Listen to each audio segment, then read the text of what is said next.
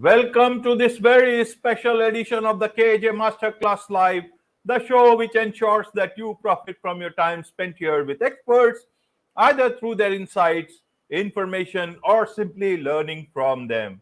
And joining us live from Arizona, USA is Shannon Petrovich. She's a therapist, author, and also a YouTube creator. Welcome to the show, Shannon. Thanks so much, AJ. I'm glad to be here.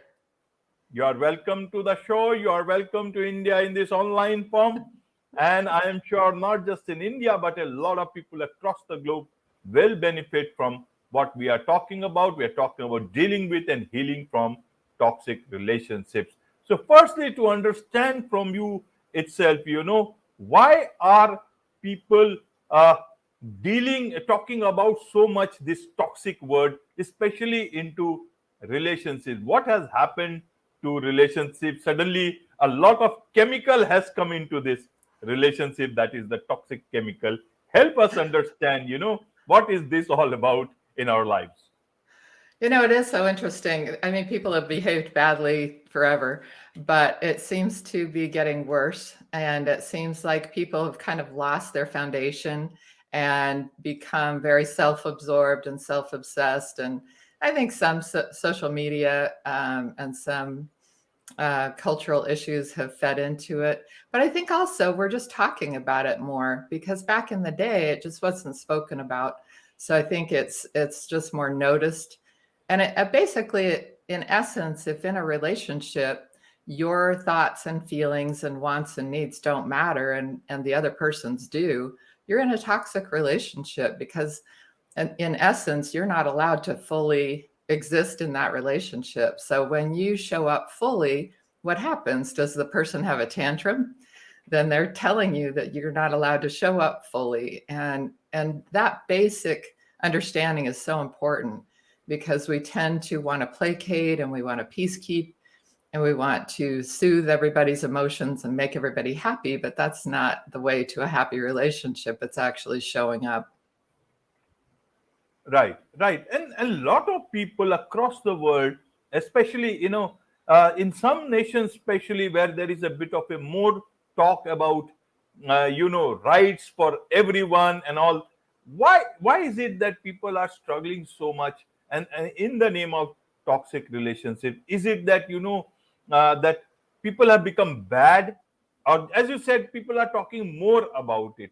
But then why are people getting into a relationship which is toxic? Where does our brain grow when we get into a relationship? Maybe some relationships, maybe in family, you cannot decide. You are born into a family. You cannot decide. But what about other relationship which we form with all our intellect? Help us Right. understand this part. Right. And that's part of the real problem is that people who are toxic are really good at it, at manipulating, at hiding, at pretending, at being dishonest, at pretending to be one person and actually being somebody else.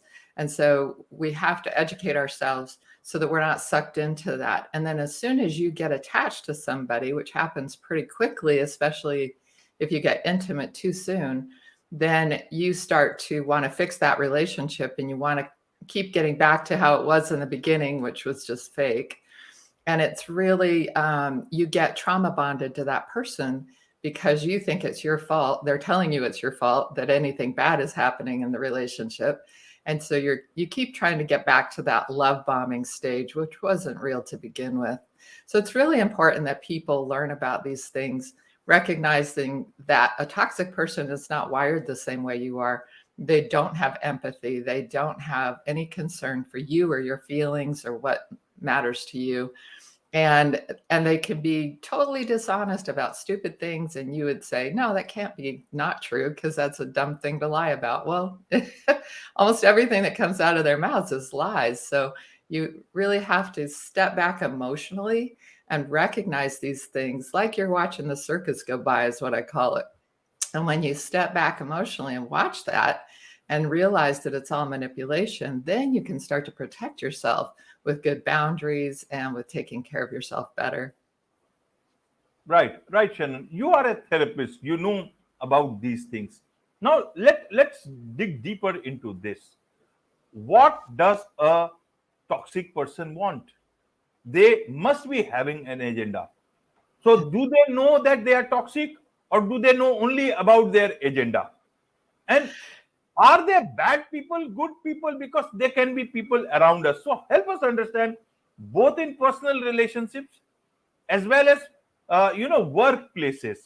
Our workplaces also, at many places, they have become toxic. That's why we have this great resignation and quiet quitting and all. So Yeah. how do a boss is supposed to get work done? So we know that the boss will try to get as much work done. Where does toxicity come in here? How do I know? Where does a boss or a manager become toxic instead of getting the work done from you? Same with relationships. Relationships are made to give you that stability. Right. To some, why, where does it become a power equation game, or where does it become a toxic relationships? You can make mistakes at home. Both sides have the liberty to do so. So where does this toxic game start? Can it start from the very beginning, or does it start in the middle of that relationship? Help us understand these parts, because it's quite confusing for a simple person who is not wired that way. And also, that how do I know whether I am the problem and everything lies with me, and not somebody else is the problem? Yeah, so I think that's a really great question. Basically, the agenda is control and attention. So, Oh, and we're all self-centered to some degree, but a narcissistic person is self-centered to an extreme degree. They have to be constantly puffed up by other people. They have to be constantly bolstered by other people because they're actually internally not feeling good about themselves. They have an empty, broken sense of self. And so they have to get puffed up by other people all the time.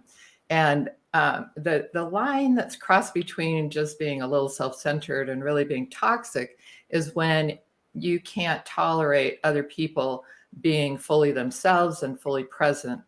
And so when you don't get your way, what do? Do you pout? Do you sulk? Do you implode? Do you explode?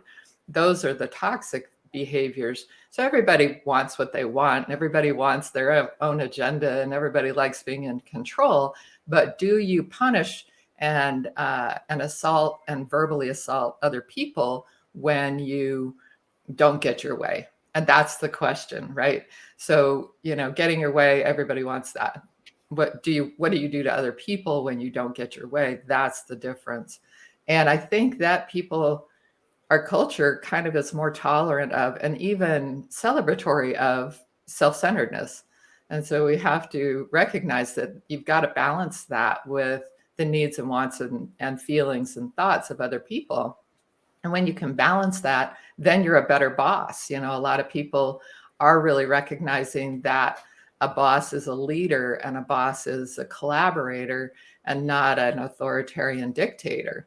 So it's the authoritarian dictator that punishes people instead of teaching and encouraging and supporting.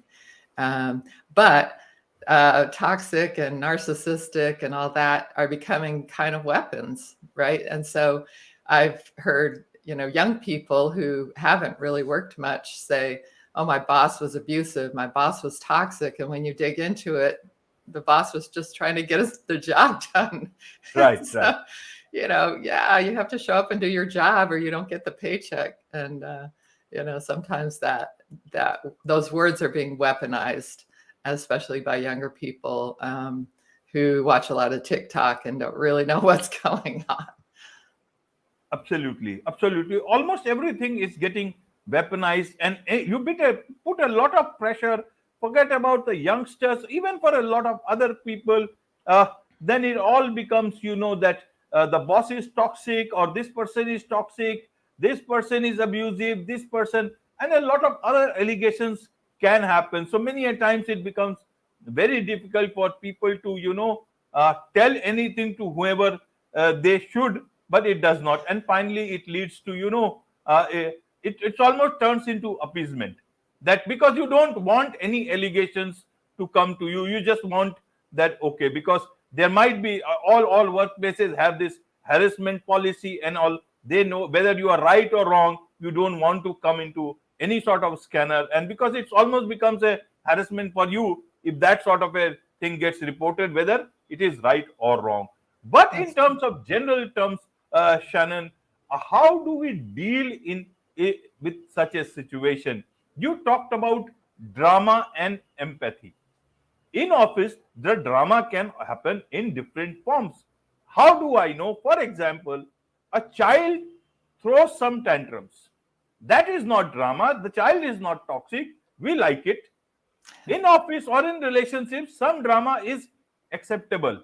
How do sure. you know that this drama is not good and this drama is toxic and this should not be tolerated? It can become very difficult.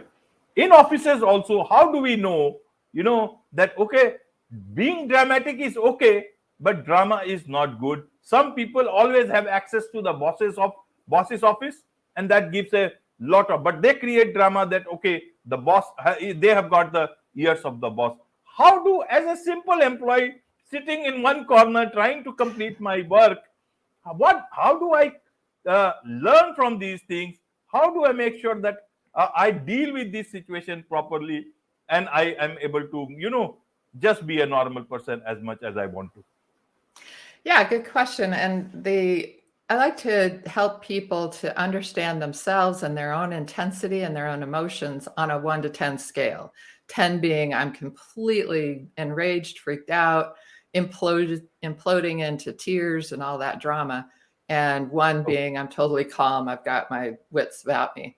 So the problem with living on that 10 scale, or even between 5 and 10, is that your emotional and survival systems are on screech, right? Your fight, flight, or freeze. When that is true, your rational centers are offline. That's not a good place to live, right? And so you've got to keep your rational centers online, and you've got to keep your rational mind in charge. Like, you can have your emotions and notice and feel and support and encourage your emotions without living in them. And so it's really important to recognize that and keep yourself below 5 in that intensity scale. So I can say to somebody, hey, I'm feeling really frustrated that you're not doing your job, and I really need you to step up. How can I help? I can be that kind of boss where I can share what I'm feeling. I can share frustration, but I'm not going, get your blah, blah, blah, yeah, blah, and being hurtful, and you're such a Okay. blah, blah, blah. And it's the same in relationships. If we're at that 10, we need to walk away, take a break, take a time out, think about, put our rational center back online and say, okay, my emotions are saying this. Rationally, I know they didn't actually do that to hurt me, but I feel hurt. So I need to talk to that person. So I'm feeling hurt because blah, blah, blah, blah, blah, and what I need and what I'm willing to do. And that's how you sort things out in a mature way, rather than, oh, you blah, blah, blah, blah, blah. You're always doing that. You're never doing this. And, that's the hurtful, abusive, assaultive way of going about conflict resolution. Whereas staying in your right mind and speaking from your heart, but with your rational centers on board, helps you sort things out. Now, if the other person is still not in their right mind and they won't get in their right mind, and you keep trying and they can't, then you have to remove yourself from that relationship, because that's abusive. And that's how you can kind of see if a relationship is resolvable. If you show up and you are in your right mind and you are in your ability to express yourself, and also stay in your rational centers, and they are just freaking out, then you can emotionally step back and say, okay, I can't live in this relationship, whether it's my boss is just too crazy or my partner is too crazy. I can't do this anymore. And then you have to remove yourself. Right, right. We talked about toxic relationships. How does a healthy relationship look like? And when, yeah, it sounds that we know about it, I but many a don't. times it's like, peace. And you know what peace is all about, but we only talk about happiness. We don't talk about peace. So even a healthy relationship, we know what it is, but how does it feel to be in a healthy relationship? Secondly, that employees can complain. There is this whole thing about cancel culture and all. So people who are a bit of an achiever, they also tend to be a bit more you can say, introverted about things, and that is where the imposter syndrome also comes in. Others, the way they are judging them, that also leads to imposter syndrome. How can even a boss look at into a healthy relationship in the workplace and not deal with people who can accuse him of having toxic behavior? Help us understand. That's why I asked this question. How does a healthy relationship, what does a healthy relationship look like in a workplace, for the boss, for the employee, and especially and also in personal relationships? Yeah, and so where I always start is you first have to fix your relationship within yourself, because we are talking to ourselves like 40,000 times a day, and most of us are beating ourselves up all the time. And that comes from experiences in childhood or adolescence, and we carry that with us into adulthood. And how we treat ourselves is how we're going to also treat others, and how we're going to accept treatment from others. So we have to first fix that part in ourselves. And in my book, I talk about that right in the beginning. I give a lot of journal prompts. I talk about how that toxic relationship is not anything anybody else can fix. So when you start to really recognize who you are at your core and in your character qualities, see, our culture thinks of our self-esteem as how my hair and nails look. Well, that's got nothing to do with anything. Who we are in our core character qualities that's who we are, right? And so if I'm an empathic, honest, caring, hardworking person, those are character qualities. And especially young people just don't get that. They think if I get a lot of likes, then I'm a good person. If I don't, then I'm a bad person. I mean, it's so upside down and wonky. So when you can fix that and recognize this is who I am, and the people who care about who I am are my people, and the people who don't, they're not, So it's really important to recognize you start here, and then you kind of work outward. So then in my relationships, I'm going to not only treat others better, but I'm also going to treat myself better. And so when somebody comes at me and they're being toxic, it's really obvious to me. If it resonates with the same thing I'm saying inside my own head, then obviously I'm going to accept it from other people. Whereas if I'm not saying those things to myself anymore, then when someone comes at me with that toxicity, I'm like, oh, no, you did not just say that. I'm going to separate from that person right away. Or I'm going to stand up for myself and say, hey, I don't appreciate it when you talk to me that way. I'm going to hang up. I'm going to leave. I'm going to whatever. So that's how you set boundaries. It starts from in here first. And same thing in the workplace. If that the boss has to do their own work, each employee has to do their own work. And then it's easy to stand up for yourself without being on that screech zone, because nobody's going to listen to you on screech anyway. We think that if we yell and scream, that's when people listen. That's not true. If you think about the strongest people in your life, they are calm, quiet strength. And those are the people that people respect. So it's doing that internal work, not bluster and fluff and screech and holler. And that's who people respect. And that's who you can respect. Absolutely, absolutely. So we talked about dealing with toxic relationship, toxic people, healing from toxic relationships or events or trauma, whatever it is. Nowadays, Shannon, a lot of times, we deal with stress, anxiety, and our depression, and so many things that people seem to understand that this I can deal with myself. I am strong enough. Many times you are not able to, even though it becomes difficult. People think it's a part of your normal life. It happens, you know, just like they think that less sleep happens. The second day I will be able to sleep more, but it never happens, and that becomes a problem.